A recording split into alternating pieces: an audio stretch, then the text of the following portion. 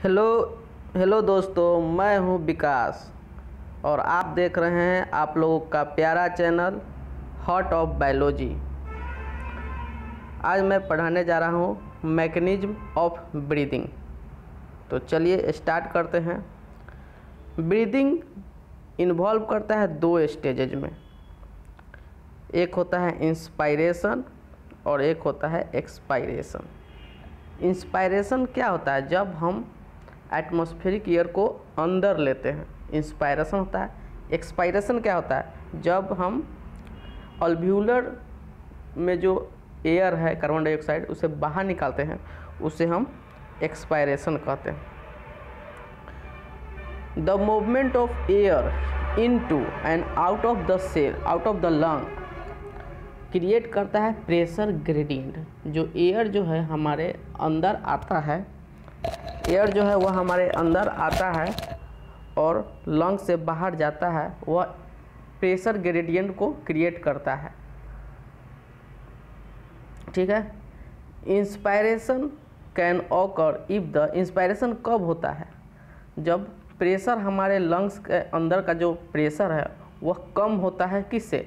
Less than the atmospheric pressure. Atmospheric pressure से हमारे शरीर का जो अंदर लंग्स का प्रेशर होता है वह कम होता है, तब हम लोग इंस्पायरेशन कहते हैं, जिसे हम लोग नेगेटिव प्रेशर कहते हैं। ये याद रखिएगा, नेगेटिव प्रेशर, नेगेटिव प्रेशर उसको हम कहते हैं। उसी तरह एक्सपायरेशन, एक्सपायरेशन क्या होता है? जब intra pulmonary pressure higher than the atmospheric pressure, atmospheric pressure से ज़्यादा होता है, तब हम उसे कहते हैं एक्सपायरेशन, तब हम उसे एक्सपायरेशन कहते हैं। एक मिनट, अब देखिए, डायफ्राम और specialise set of muscles, diaphragm और स्पेशलाइज सेट ऑफ मसल जो है एक्सटर्नल और इंटरनल कोस्टल मसल्स रिब्स के पास प्रेजेंट होता है, वह मदद करता है जेनरेशन ऑफ ग्रेडियंट, ग्रेडियंट में वह मदद करता है। इंस्पायरेशन आखिर होता कैसे? इंस्पायरेशन कैसे होता है? तो कॉन्ट्रैक्शन होता है डायफ्राम, ये पूछेगा क्वेश्चन कि इंस्पायरेशन कैसे होता है, तो कॉन्ट्रैक्शन ऑफ डायफ्राम। जब कॉन्ट्रैक्शन होता है डायफ्राम तो हमारे थोरेसिक वॉल्यूम, ये जो है थोरेसिक वॉल्यूम वह बढ़ जाता है, थोरेसिक का वॉल्यूम बढ़ जाता है। कहाँ पर? एंटेरियो पोस्टेरियर एक्सिस पर। और कॉन्ट्रैक्ट होता है external intercostal muscles, external intercostal muscles हमारा कॉन्ट्रैक्ट होता है और लिफ्ट अप, ऊपर की तरफ चला जाता है। स्टर्नम के कारण हमारा जो वॉल्यूम है, थोरेसिक वॉल्यूम, वह बढ़ता है। ओवरऑल समझिए कि हमारा थोरेसिक वॉल्यूम बढ़ता है, साथ में पल्मोनरी वॉल्यूम भी बढ़ता है। पल्मोनरी वॉल्यूम बढ़ने के कारण इंट्रा पल्मोनरी प्रेशर जो है घट जाता है, एटमॉस्फेरिक प्रेशर से, एटमॉस्फेरिक प्रेशर से इंट्रा पल्मोनरी प्रेशर घट जाता है, जिसके कारण जो लंग्स है, जिसके कारण लंग्स का जो वॉल्यूम बढ़ जाता है और इंस्पायरेशन होता है, इंस्पायरेशन होता है। चलिए अब पढ़ते हैं एक्सपायरेशन। एक्सपायरेशन क्या होता है? एक्सपायरेशन क्या होता है? रिलैक्सेशन ऑफ डायफ्राम, डायफ्राम जो है अपलिफ्ट हुआ था वो रिलैक्स होता है, इंटरकोस्टल मसल्स रिलैक्स होता है और रिटर्न टू द डायफ्राम में चला जाता है, डायफ्राम में चला जाता है। स्टर्नम अपने नॉर्मल पोजीशन पर आ जाता है, तब थोरेसिक वॉल्यूम जो है घट जाता है। थोरेसिक वॉल्यूम क्या होता है? घट गया, तो इंट्रा पल्मोनरी प्रेशर जो है, उसके बाद इंट्रा पल्मोनरी प्रेशर है वह स्लाइटली, हल्का सा बढ़ जाता है एटमॉस्फेरिक प्रेशर से, जिसके कारण एक्सप्लोजन होता है और उसे हम लोग एक्सपायरेशन कहते हैं। हम लोग जो है स्ट्रेंथ, हम लोग जो है इंस्पायरेशन के स्ट्रेंथ को बढ़ा सकते हैं और घटा सकते हैं। किसके मदद से? तो एब्डोमिनल मसल से, एडिशनल एब्डोमिनल मसल्स के मसल से हम लोग उसे बढ़ा सकते हैं, घटा सकते हैं। जैसे एथलीट लोग, ये लोग करता है, एथलेटिक्स लोग है वो लोग ऐसे एवरेज जो है 12 to 16 टाइम पर मिनट हम लोग इंस्पायरेशन और एक्सपायरेशन करते हैं। और इंस्पायरेशन एक्सपायरेशन को नापते किससे हैं? तो स्पायरोमीटर, स्पायरोमीटर से हम लोग इसे हम लोग नापते हैं। ये डायग्राम देख लीजिएगा और ये भी डायग्राम देख लीजिएगा।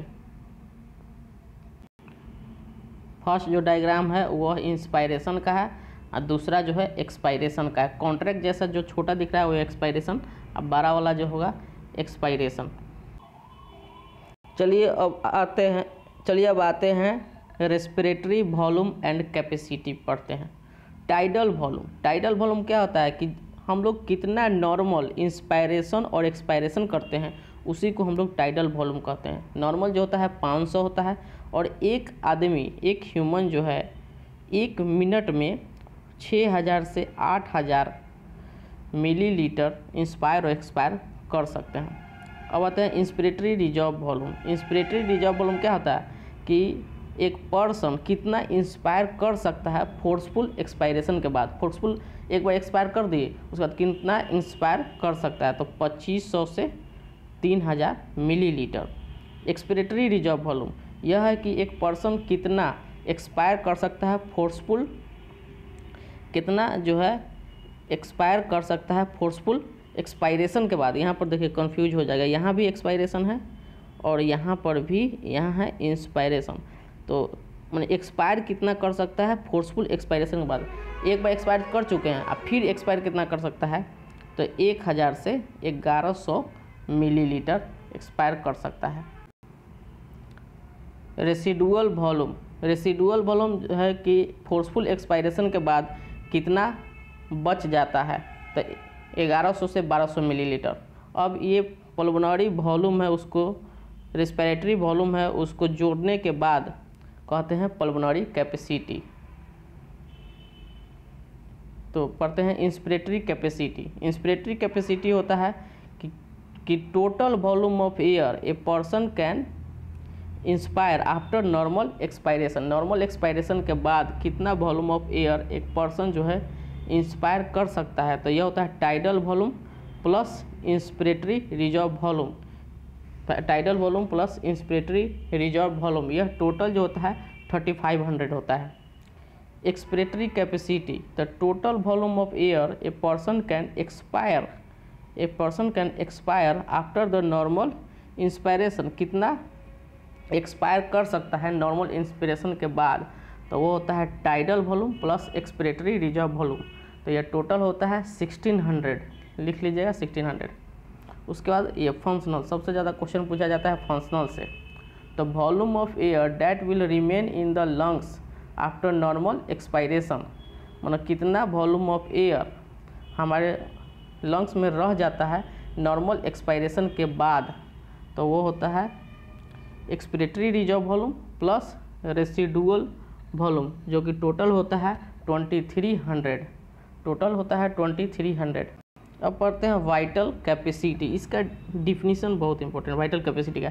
The maximum volume of air a person can breathe after forced expiration के बाद कितना वह ब्रीथ कर सकता है, उसी को हम लोग को कहते हैं वाइटल कैपेसिटी। वाइटल कैपेसिटी में आता है expiratory reserve volume, tidal volume और इंस्पिरेटरी रिजर्व वॉल्यूम। इस expiratory reserve volume, tidal volume और इंस्पिरेटरी रिजर्व वॉल्यूम, इसमें सिर्फ रेसिडुअल वॉल्यूम नहीं रहता है, सिर्फ समझिए माइनस कर दीजिए रेसिडुअल वॉल्यूम, बाकी टोटल वॉल्यूम जो है सब। तो ये टोटल होता है 4600। अब आता है total lungs capacity. Total lungs capacity में सभी आ जाते हैं, total residual volume, expiratory reserve volume, tidal volume, inspiratory reserve volume, चाहे ऐसे कह दीजिए vital capacity plus residual volume equal total lungs capacity. Thank you, आपका वीडियो ख़त्म हो गया और नेक्स्ट अगले दिन आएगा। अगर आपको वीडियो अच्छा लगा है तो लाइक कीजिए, सब्सक्राइब कीजिए और शेयर कीजिए। धन्यवाद।